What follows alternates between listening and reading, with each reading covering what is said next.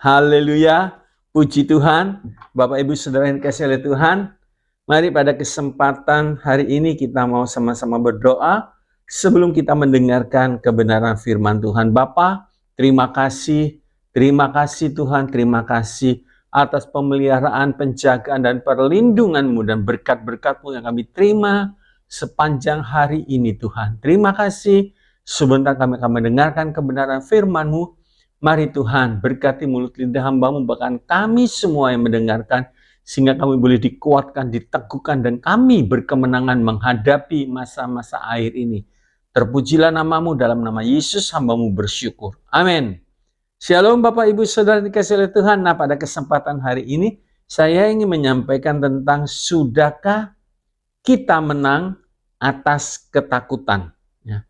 Sudahkah kita menang atas ketakutan? Mari kita baca 2 Timotius 1 ayat yang ke-7. Dikatakan demikian. 2 Timotius 1 ayat 7, sebab Allah memberikan kepada kita bukan roh ketakutan, melainkan roh yang membangkitkan kekuatan, kasih, dan ketertiban. Amin. Nah, kita akan melihat kebenaran ini satu. Kekuatan untuk mengalahkan ketakutan. Ya. Jadi pada waktu ketakutan datang, kita harus mengerti, kita harus sadar bahwa kita ini punya kekuatan untuk mengalahkan ketakutan itu. Ya. Kalau tidak, ketakutan-ketakutan yang terus muncul dalam pikiran kita, itu akan berdampak negatif, berdampak buruk. Baik dalam hal jasmani, juga dalam hal rohani. Ya. Rasa takut itu begitu banyak ragamnya, begitu banyak macamnya. Bukan hanya takut gak ada kerjaan, banyak saudara.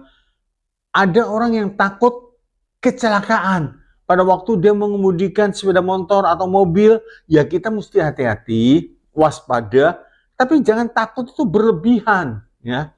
Takut kecelakaan, takut mati. Ya. Nanti makan ini, wah jangan-jangan keracunan. Ini, wah macam-macam saudaraku. Takut tidak ada kerjaan, takut sakit, takut tidak dapat jodoh. Banyak macamnya ketakutan. Nah, sebab itu kita mesti mengerti kebenaran firman Tuhan dan imani setiap janji Allah yang sudah ada di dalam Alkitab. Mazmur 34 ayat yang kelima, saya bacakan dalam terjemahan lama. Mazmur 34 ayat yang kelima dikatakan demikian. Bahwa aku sudah mencari Tuhan. Ya. Lalu ia pun menyaut akan daku. Dan dikeluarkannya aku daripada segala ketakutan. Jadi pada waktu ketakutan itu datang, cari Tuhan. Cari Tuhan sampai mendapatkan Tuhan. Dan pada waktu Tuhan memberikan jawaban, Tuhan menyaut dan Tuhan mengeluarkan kita dari segala ketakutan. Ya, luar biasa. Haleluya. Nah, rasa takut itu melenyapkan iman dan kekuatan kita. Sebab Allah tidak pernah memberikan roh ketakutan. Tadi kita sudah baca 2 Timotius 1 ayat 7. Enggak. Tuhan tidak pernah memberikan roh ketakutan atas kita. Kalau begitu, kenapa ketakutan muncul? Dosa itu membuat rasa takut menguasai kehidupan orang tersebut. Saya beri contoh. Adam, Hawa, pada waktu tidak berdosa, dia enak berkomunikasi dengan Tuhan. Tapi begitu selekasnya dia jatuh dalam dosa, rasa takut menyelimuti, ya, menguasai pikirannya, sehingga dia ambil satu tindakan untuk sembunyi daripada Tuhan. Waktu mendengar langkah Tuhan di Taman Eden, dia sembunyi. Siapa yang menyuruh sembunyi? Rasa berdosa itu. Dosa itu membuat rasa ketakutan. Kejadian 3 ayat 8 sampai yang ke-9. Kejadian 3 ayat 8 sampai yang ke-9 dikatakan, ketika mereka mendengar bunyi langkah Tuhan Allah yang berjalan-jalan dalam taman itu, pada waktu hari sejuk, bersembunyilah manusia dan istrinya itu terhadap Tuhan Allah di antara pohon-pohon dalam taman. Tetapi Tuhan Allah memanggil manusia itu dan berfirman kepadanya, "Di manakah engkau?" Nah, orang yang berdosa itu, ya, jelas firman Tuhan mengatakan, jalan damai tidak mereka kenal. Roma 3:17.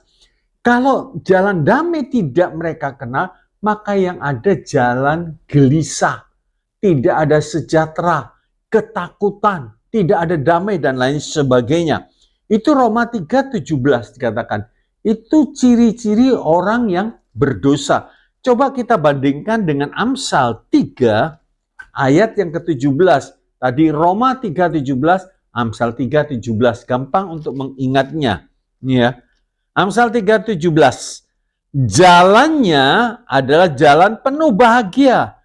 Segala jalannya sejahtera semata-mata. Beda saudaraku, ya. Satu jalannya tidak ada damai, satu jalannya penuh sejahtera. Ya, penuh sejahtera. Nah, Adam takut karena dia sudah melanggar ketetapan-ketetapan yang diberikan Tuhan. Akhirnya dia bersembunyi. Tapi di sini kita melihat bahwa Tuhan itu luar biasa. Sekalipun manusia itu jatuh dalam dosa, tapi Tuhan mencari. Ya. Sama dengan kitab Lukas 15, waktu domba itu tersesat, gembala cari. Setelah dapat dia gendong, ditaruh di baunya, dia bawa pulang. Sebab itu, kalau seandainya ada yang jatuh dalam dosa, terus hatinya gak sejahtera, jangan menjauh dari Tuhan. Jangan lari, tapi hampiri Tuhan. Ya. Cari Tuhan sungguh-sungguh. Ketakutan adalah suatu musuh yang dapat dikalahkan. Asal kita tahu sumbernya apa. Ya. Dari mana muncul ketakutan itu? Ya. Kita harus mengambil tindakan-tindakan terhadap ketakutan. Ya. Jadi, ketakutan adalah suatu musuh yang dapat dikalahkan. Ya, dapat dikalahkan, tetapi kita harus mengambil tindakan-tindakan terhadap ketakutan itu dan hadapi dan taklukkan. Ya, hadapi. Yakobus 4 ayat 7 sampai yang ke-8.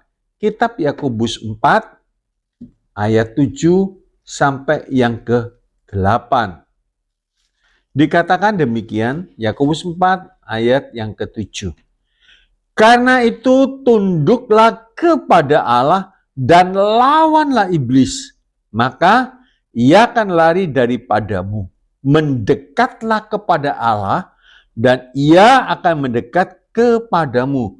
Tahirkanlah tanganmu, hai kamu orang-orang berdosa, dan sucikanlah hatimu, hai kamu yang mendua hati. Jadi harus ada satu tindakan, kita harus menghampiri Tuhan, harus melawan rasa takut itu, jangan dibiarkan. Rasa takut dibiarkan, akhirnya tertawan seumur hidup. Akhirnya tertawan. Iman jadi lumpuh. Ya, iman jadi lumpuh. Nah, kita harus ambil tindakan untuk mendekat kepada Tuhan di dalam kasih. Jadi pada waktu kita dekat kepada Tuhan, kita merasakan kasih Tuhan yang luar biasa, dan di dalam kasih tidak ada ketakutan. Di dalam kasih tidak ada ketakutan. 1 Yohanes 4 ayat yang ke-18. 1 Yohanes 4:18 dikatakan, di dalam kasih tidak ada ketakutan. Kasih yang sempurna melenyapkan ketakutan, sebab ketakutan mengandung hukuman, dan barang siapa takut, ia tidak sempurna di dalam kasih. Nah, orang yang takut terus mengandung satu hukuman, saudaraku. Sebab Tuhan mengatakan di dalam kasih tidak ada ketakutan. Nah, sekarang kita melihat banyak ketakutan itu berkaitan dengan orang lain, ya. Jadi ketakutan tuh banyak berkaitan dengan orang lain. Takut ditolak, ya. Pada waktu mungkin kita mau bersahabat, kok status sosialnya sangat berbeda. Terus dia merasa sebelumnya takut ditolak. Padahal belum berbicara, belum mengadakan hubungan. Belum, saudaraku. Tapi dia sudah merasakan takut ditolak. Itu namanya minder. Orang minder itu sombong, saudaraku. Ya, orang minder itu sombong. Takut ditolak. Takut apa yang orang lain pikirkan, susah, saudara. Kalau kita takut-takut seperti ini, nanti kalau saya bersikap seperti ini, apa kata orang? Apa yang dipikirkan orang tentang saya? Akhirnya hidup kita yang menderita, hidup kita yang tertekan, sebab takut yang tidak wajar, ya. Takut yang tidak wajar. Ini akan sembuh, saudaraku. Ini akan sembuh tatkala kasih Allah tumbuh dalam hidup seseorang. Nah, akan sembuh. Jadi dia merasakan, pada waktu dia merasakan kasih Allah, iya. Waktu dia merasakan kasih Allah, dia ingat, ternyata Tuhan pun pernah ditolak, Tuhan pun pernah dihina, pernah direndahkan, pernah dikata-katai. Waktu dia merasakan kasih Allah, sehingga dia dimampukan saudaraku, ya, untuk tumbuh. Nah, kasih Allah tumbuh dalam hidup seseorang ketika ia belajar untuk bersikap apa adanya. Bersikap yang wajar aja, jadi tidak pura-pura. Nanti kalau bersikap pura-pura, capek, saudara, lelah. Coba kita lihat 1 Yohanes 3, ayat yang ke-14. Kita tahu bahwa kita sudah berpindah dari dalam maut ke dalam hidup, yaitu karena kita mengasihi saudara kita. Barang siapa tidak mengasihi, ia tetap di dalam maut, saudaraku. Ya, jadi kita melihat kita ini sudah pindah. Jadi sifat pura-pura itu bukan sifat yang sudah pindah ke dalam terang, itu sifat yang lama. Ya. Jadi kita melihat, sadar, ya, kita sudah pindah ke dalam hidup, dalam kasih. Itu melenyapkan segala jenis ketakutan. Karena kita berarti kalau kita ada di pihak Tuhan, kita berarti bisa merasakan ketenangan yang luar biasa. Jadi kalau kita berada di pihak Tuhan, berarti kita merasakan ketenangan yang luar biasa. Sebab kita sudah dipindahkan dari gelap kepada terang. Nah, jadi kita melihat, mengalami, menikmati kasih Tuhan. Ya. Coba kita lihat Mazmur 62 ayat 2 dan 3. Mazmur 62 ayat 2 dan 3. Dikatakan demikian, hanya dekat Allah saja aku tenang, daripadanyalah keselamatanku. Hanya dialah gunung batuku dan keselamatanku, kota bentengku, aku tidak akan goyah. Jadi tidak bisa takut lagi, saudara. Kalau kita dekat terus dengan Tuhan, kita merasakan kedamaian. Mazmur 46 ayat 2 sampai ke 4. Ya. Mazmur 46 ayat 2 sampai yang keempat. Allah itu bagi kita tempat perlindungan dan kekuatan, sebagai penolong dalam kesesakan sangat terbukti. Sebab itu kita tidak akan takut. Sekalipun bumi berubah, sekalipun gunung-gunung goncang di dalam laut. Kalau gunung-gunung goncang di dalam laut itu namanya tsunami, saudara. Ya, tsunami. Sekalipun ribut berbuih airnya, sekalipun gunung-gunung goyang oleh geloranya, tidak akan takut. Jadi betapa luar biasanya jaminan Tuhan bagi umat yang dekat dengannya. Kita melihat, saudaraku, berikutnya ada beberapa jenis ketakutan berasal dari roh-roh jahat yang harus diusir. Ada beberapa jenis ketakutan berasal dari roh-roh jahat yang harus diusir. Ya. Mungkin ketakutan dapat berupa sebuah kenangan. Jadi di dalam pikirannya itu masa lalu, ya, tentang masa lalu yang sangat-sangat menakutkan. Nah, ini kalau terus dibiarkan kenang-kenangan yang jelek, kecemasan akan masa depan, dan lain sebagainya. Ini harus diusir, harus diperangi.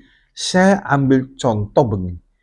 Kenangan masa lalu, waktu mungkin si anak melihat sikap ayah yang begitu keras terhadap sang ibu, atau sebaliknya, sang ibu yang mau menang-menang sendiri terhadap sang ayah, sehingga anak-anak ini waktu melihat baik yang laki maupun yang wanita, akhirnya dia tertekan di dalam pikirannya. Kalau yang wanita, dia takut menikah kalau dapat suami seperti ayahnya, yang keras, yang kasar, dan lain sebagainya. Kalau yang laki, takut dia melihat kalau nanti dapat istri seperti sang ibu, yang mau menang-menang sendiri, ya, mau menang-menang sendiri, mau menguasai, dan lain sebagainya. Nah, ketakutan-ketakutan seperti ini, saudaraku, perlu dibuang, ya, perlu dihancurkan, dikalahkan, ya, dikalahkan. Ya, kalau memang dulu orang tuanya keras, kasar, sehingga menimbulkan trauma bagi si anak, lebih baik si ayah, si ibu minta maaf pada si anak. Tunjukkan setelah dia kenal Tuhan, dia mengalami satu perubahan yang luar biasa. Jadi si anak lihat, oh dulu bapak, dulu ibu sebelum kenal Tuhan sifatnya seperti itu. Tapi setelah kenal Tuhan, sifatnya berubah. Jadi si anak nggak takut untuk menikah, nggak takut untuk memilih jodoh, saudaraku.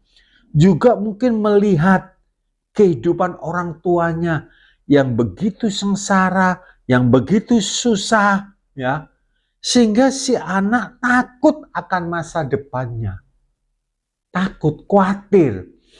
Ya, si orang tua harus memberikan kesaksian hidup. Jangan takut, nak. Di dalam Tuhan, Tuhan merancangkan masa depan yang baik, masa depan yang the best. Haleluya. Jadi anak itu tidak takut. Nah, seperti ini, saudaraku, kita, jadi hal-hal seperti ini, takut, trauma, mengalami melihat keadaan keluarganya seperti ini, harus mengalami satu pembaharuan secara menyeluruh.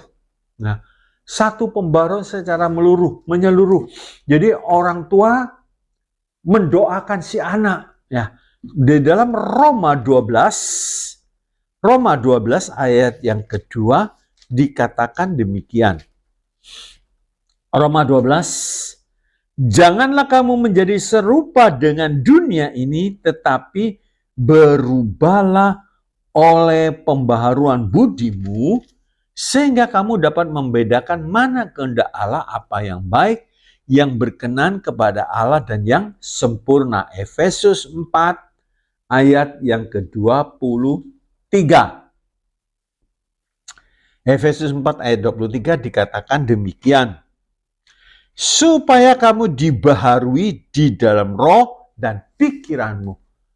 Bisa, saudara, kenangan trauma masa lalu bisa dibaharui di dalam Roh Kudus. Roh Kudus memampukan mengubah hidup orang itu sehingga pikirannya dibaharui, ya. Nah, orang tersebut pasti bisa melupakan kenangan atau peristiwa-peristiwa yang pahit masa lalu. Sebab apa? Ini beberapa ayat saya berikan, saudara bisa catat dan baca lagi. Ya. Kalau mungkin ada di antara kita yang mendengar, kenangan masa lalu sangat mencekam, sangat menindas pikirannya, sehingga membuat satu trauma, ya, satu obsesi dalam pikirannya. Nah, ayat-ayat ini, saudara baca, kumandangkan, suarakan, baca dengan iman. Saya tunjukkan dalam 2 Korintus 5, 2 Korintus 5 ayat yang ke-17. 2 Korintus 5 ayat 17. Jadi siapa yang ada di dalam Kristus, ia adalah ciptaan baru, yang lama sudah berlalu, sesungguhnya yang baru sudah datang. Jadi yang baru sudah datang. Kita lihat lagi Efesus 4 ayat yang ke-17. Efesus 4:17. Sebab itu kukatakan dan kutegaskan ini kepadamu di dalam Tuhan, jangan hidup lagi sama seperti orang-orang yang tidak mengenal Allah dengan pikirannya yang sia-sia. Di dalam Tuhan, ya. Lagi 1 Petrus 1 ayat yang ke-23. 1 Petrus 1 ayat yang ke-23 dikatakan demikian. Karena kamu telah dilahirkan kembali bukan dari benih yang fana, tetapi dari benih yang tidak fana oleh firman Allah yang hidup dan yang kekal. Nah, beberapa ayat firman Tuhan ini sangat menolong orang yang mengalami trauma, tekanan jiwa, ya, tentang masa lalunya. Kasih Tuhan mampu memulihkan, mampu membebat luka-luka masa lalu yang pernah kita alami. Beberapa orang pernah mengalami pelecehan seksual, dan dia waktu dia kenal Tuhan dibalut, saudaraku. Dipulihkan oleh Tuhan sehingga hidupnya, sehingga dia merasakan sekarang hidupku berharga. Coba kita lihat Roma 5 ayat yang ke-11. Roma 5 ayat 11. Dan bukan hanya itu saja, kita malah bermegah dalam Allah oleh Yesus Kristus Tuhan kita, sebab oleh Dia kita telah menerima pendamaian itu. Nah, masa lalu sudah menjadi satu sejarah, gak bisa dirubah. Tapi kenangan trauma masa lalu bisa berubah saat kita diperdamaikan dengan Tuhan. Haleluya. Sebab itu, jangan sampai kenangan masa lalu membuat kita tertekan. Ya, apa yang sudah terjadi, kita nggak bisa. Bangsa Indonesia pernah dijajah, kita nggak bisa melupakan itu. Tapi ke depan, kita bisa membuat sejarah yang baru tentang kehidupan kita. Ya.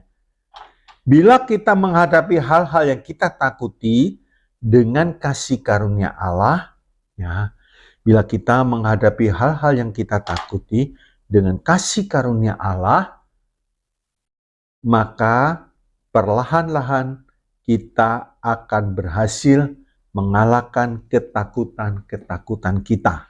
Ya, haleluya. Jadi kalau kita menghadapi hal-hal yang kita takuti dengan kasih karunia Allah, maka perlahan-lahan kita akan berhasil mengalahkan ketakutan kita. Kita harus bangkit, jangan terus tertunduk, Jangan terus ingat-ingat sejarah masa lalu. Sejarah yang sudah terjadi tidak akan bisa berubah. Kita justru membuat sejarah baru. Apa yang akan kita kerjakan? 2.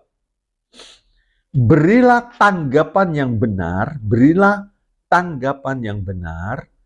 terhadap orang-orang yang menyakiti kita. Berilah tanggapan yang benar terhadap orang-orang yang menyakiti kita. Allah memang menentang ketidakadilan yang menimpa umatnya, ya.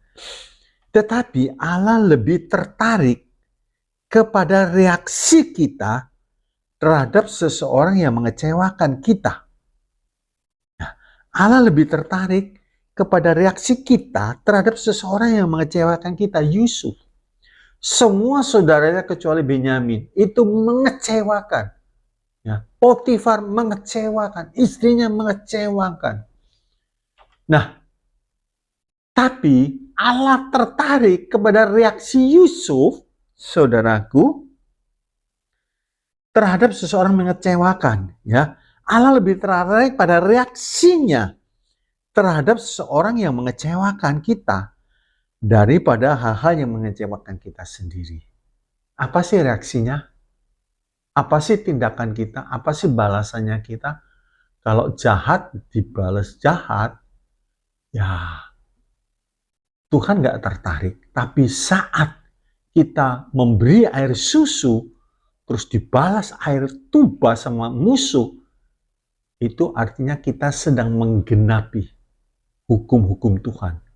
Kita tidak tewas terhadap kejahatan, tetapi kita mengalahkan kejahatan dengan kebaikan. Ya. Ketika tanggapan-tanggapan yang tidak baik timbul akibat adanya hal-hal yang mengecewakan, yang Allah perhatikan adalah reaksi kita. Bapak, Ibu, Saudara yang dikasihi oleh Tuhan, kebanyakan problem kita tidak berada di luar kita.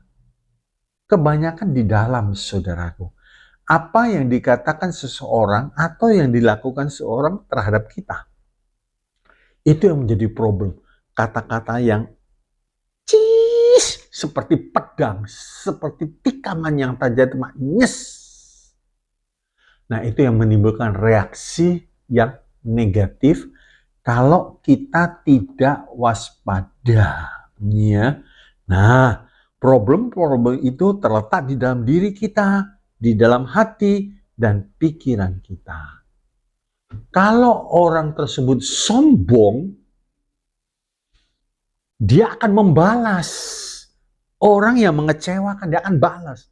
Kalau dia punya duit, punya kedudukan, dia akan balas, saudaraku. Sehingga problem itu sebenarnya ada di dalam diri kita.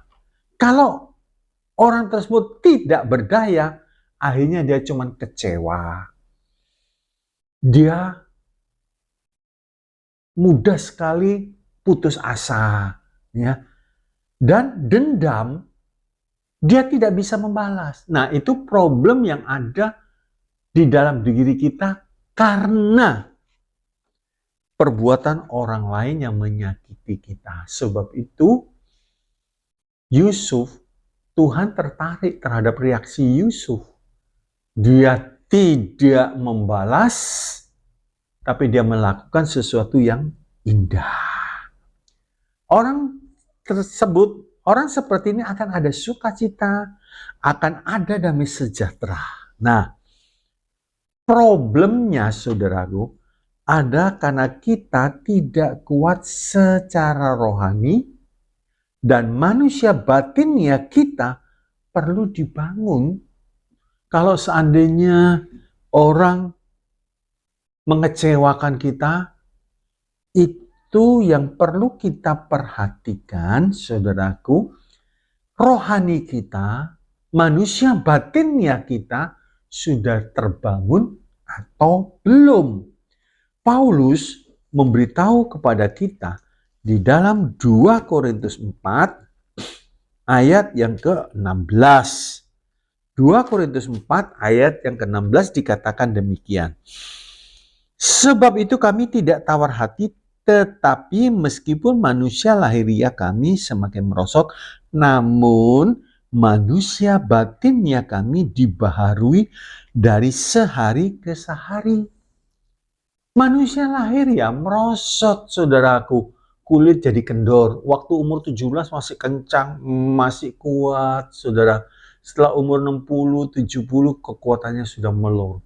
Tapi manusia batinnya kita seiring bertambahnya usia, seharusnya sudah terbangun. Saya ambil contoh yang sederhana, sabar. Dulu mungkin masih muda, sering emosi, sering berantem dan lain sebagainya. Tapi makin dewasa, makin tua, makin lebih sabar. Jangan makin tua, makin garang, saudara. Itu namanya manusia batinianya nggak dibangun. Ya. Tidak dibangun. Saya berikan satu kesaksian atau satu peristiwa yang terjadi. Seorang wanita, ini giat saudara, dia suka sekali bersaksi, dia menangkan jiwa dia, pokoknya menginjil, suka sekali. Dan banyak yang dimenangkan, banyak yang dibawa kepada Tuhan. Tetapi dalam satu waktu, dalam satu peristiwa, suaminya jatuh dalam dosa moral. Sehingga akhirnya wanita ini begitu depresi, begitu kecewa terhadap Tuhan, terus dia berkata, Tuhan, kenapa Tuhan gak bisa melindungi aku? Kenapa Tuhan gak bisa menjaga suamiku? Supaya jangan jatuh dalam dosa yang begitu jorok, begitu keji. Akhirnya suaminya menyadari bahwa dia salah.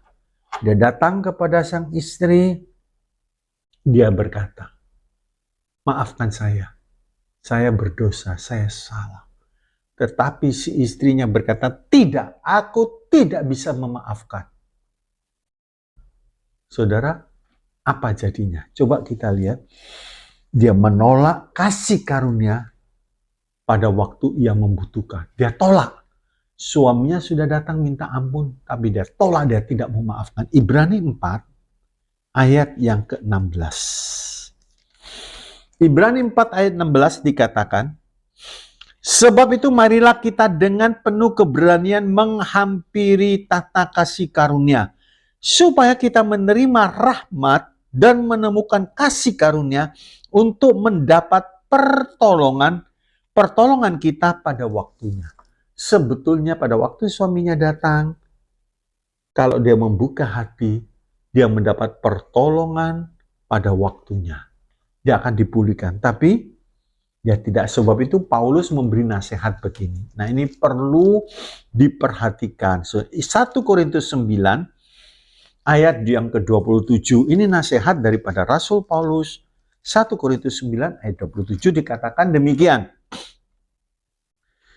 Tetapi aku melatih tubuhku dan menguasainya seluruhnya, supaya sesudah memberitakan Injil kepada orang lain, jangan aku sendiri ditolak. Si wanita ini sayang, dia banyak membawa jiwa, tapi dia sendiri tertolak. Karena tidak mau memaafkan, mengampuni. Ampunilah musuhmu. Ini bukan musuh, ini suami. Ya. Firman Tuhan mengatakan, ya kalau kita tidak bisa mengampuni, maka Tuhan pun tidak akan mengampuni seluruh dosa-dosa kita, akan hidup kembali. Ya.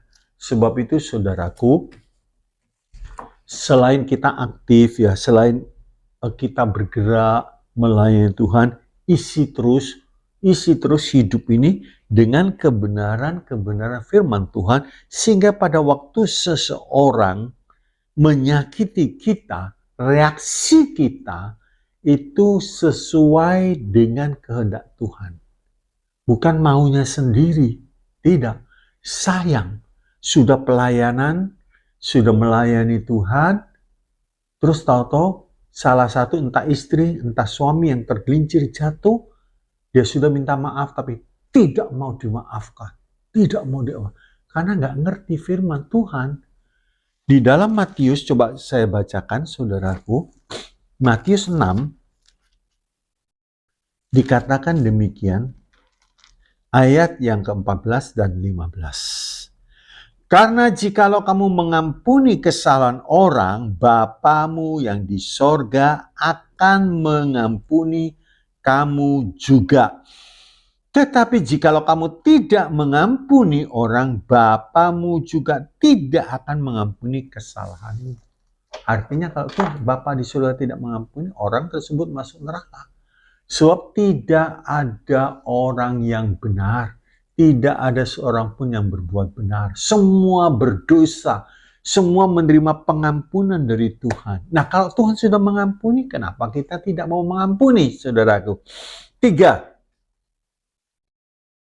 Bergantung kepada Allah itu sumber kekuatan. Orang yang menyadari ketidakberdayaannya akan berdoa sungguh-sungguh dan bersandar kepada Allah.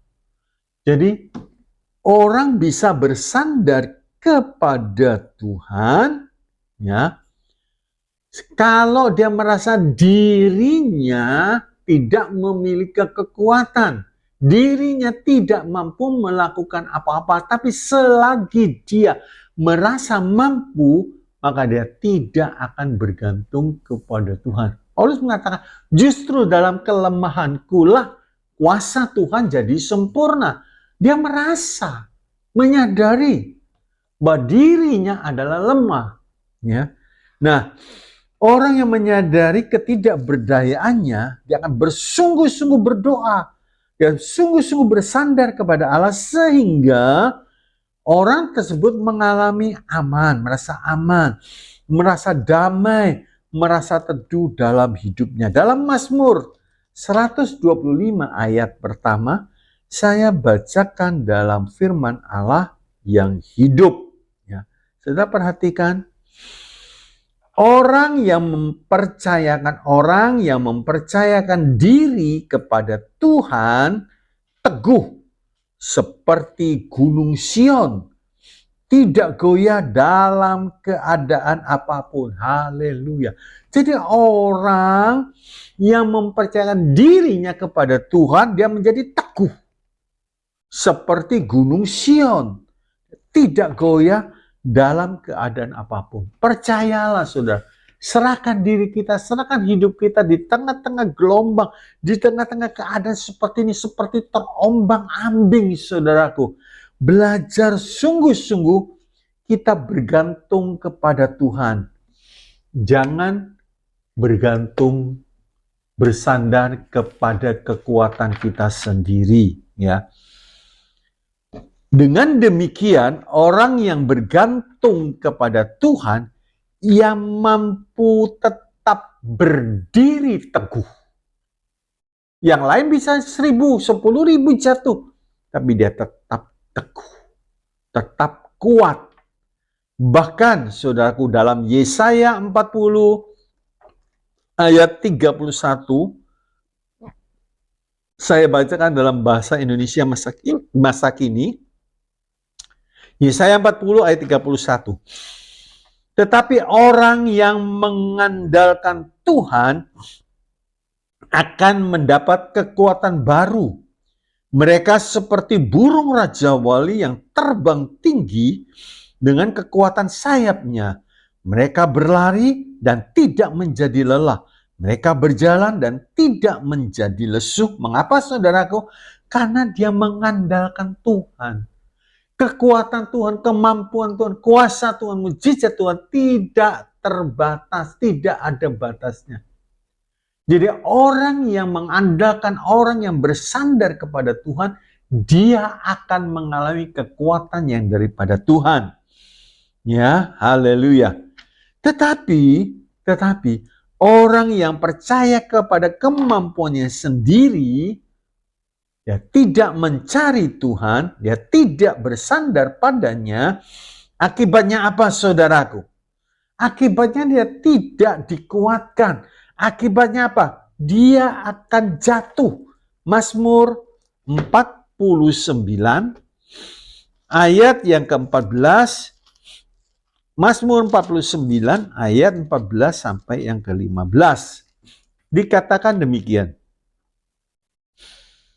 Inilah jalannya orang-orang yang percaya kepada dirinya sendiri. Ajal orang-orang yang gemar akan perkataannya sendiri.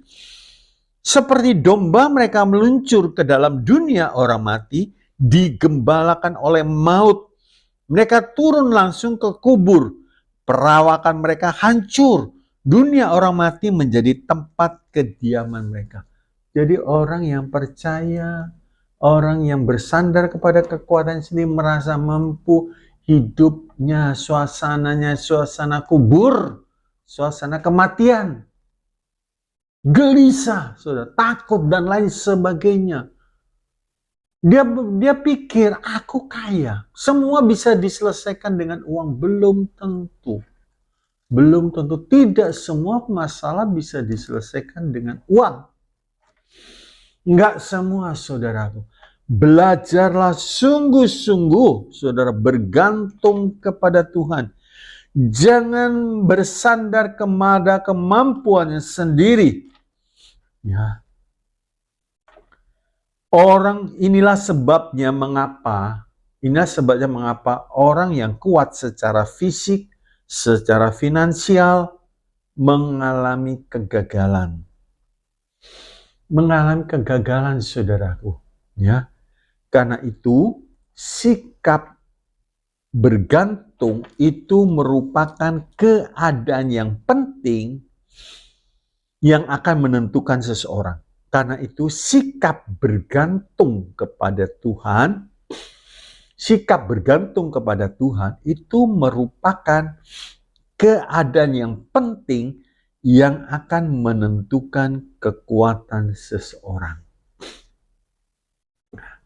Sekarang kita kembali begini, saudaraku, kepada Tuhan Yesus.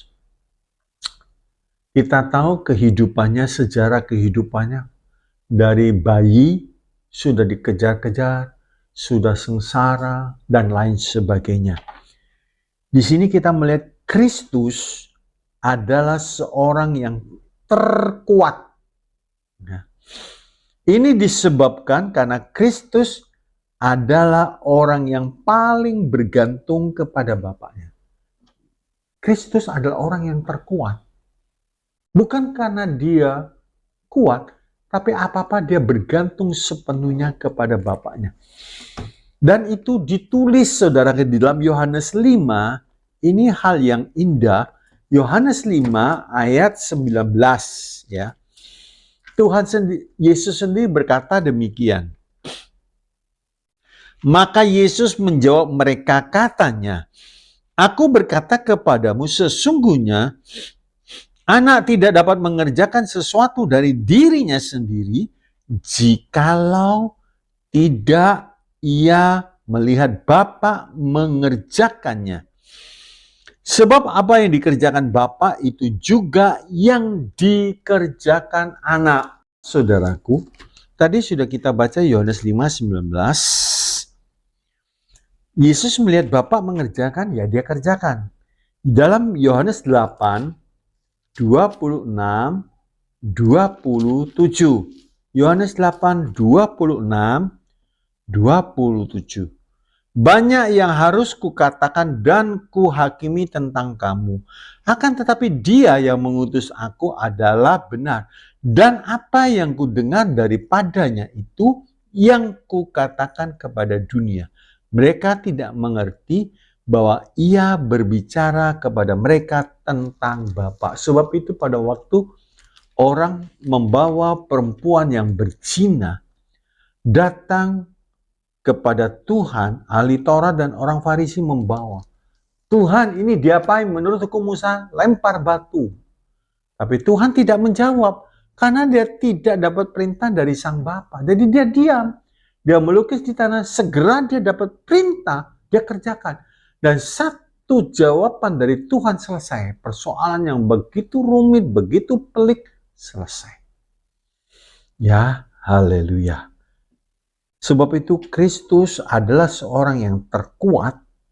Ini disebabkan karena Kristus adalah orang yang paling bergantung kepada Bapaknya. Kristus menyandarkan diri sepenuhnya kepada Bapa untuk memperoleh kekuatan dan kasih karunia pada waktu yang membutuhkannya. Inilah rahasia kekuatannya. Saudaraku, tidak ada seorang pun pernah mengalami kritik, penolakan yang demikian hebatnya. Ya, dikatakan Beelzebul, dikritik oleh saudara-saudaranya. Aduh, macam-macam saudaraku. Dalam Ibrani 12 ayat yang ketiga, firman Allah yang hidup berkata demikian.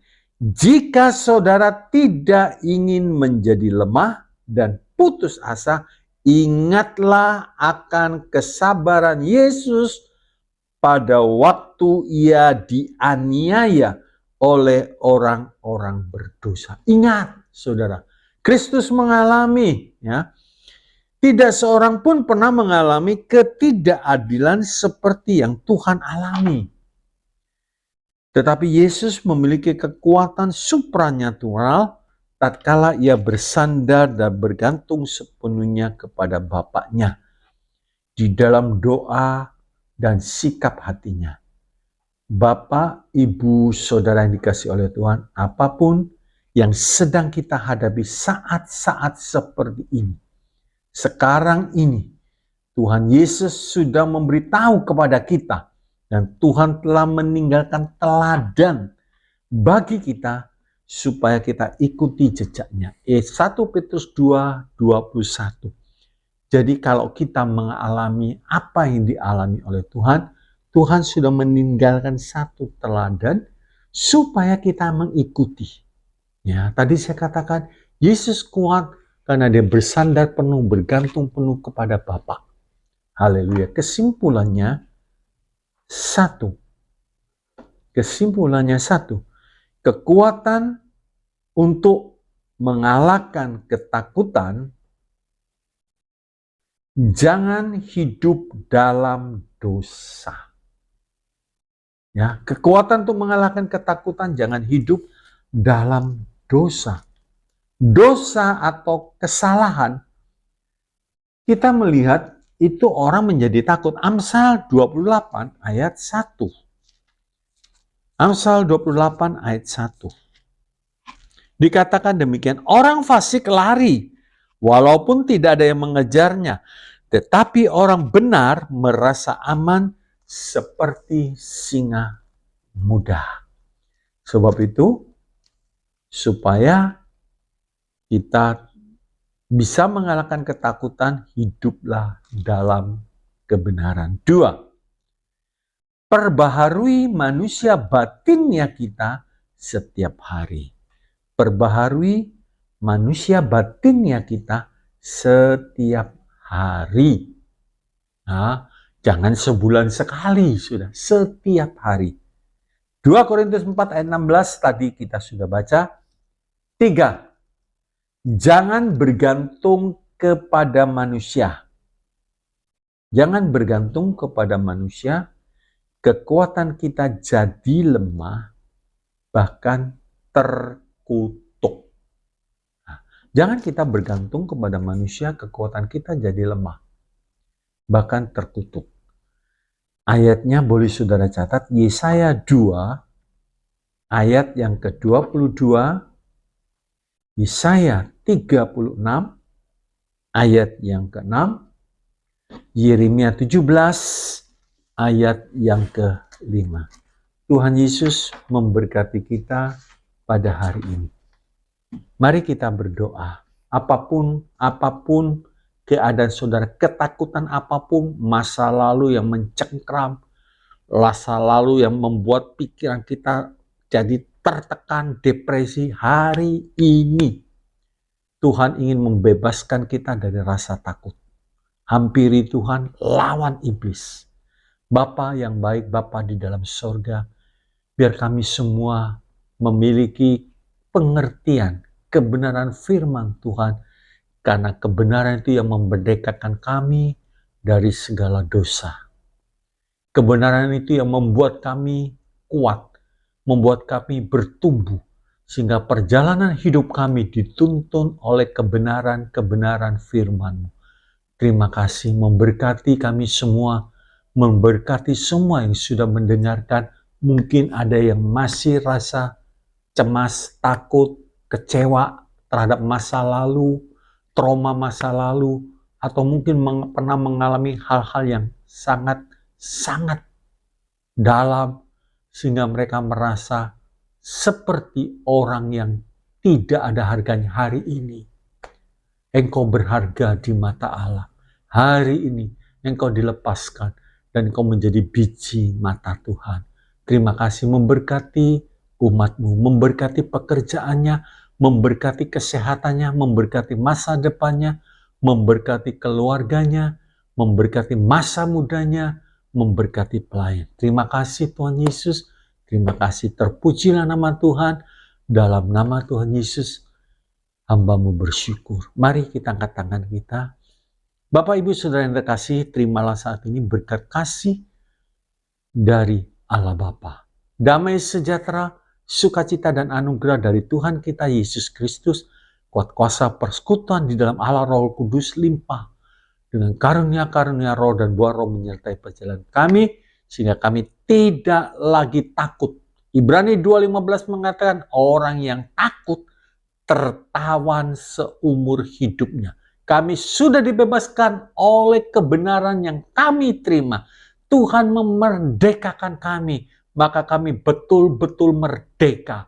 Terima kasih. Terima kasih Tuhan Yesus. Dalam nama Tuhan Yesus berkat ini diberikan. Haleluya. Semua yang percaya katakan amin. Tuhan Yesus memberkati.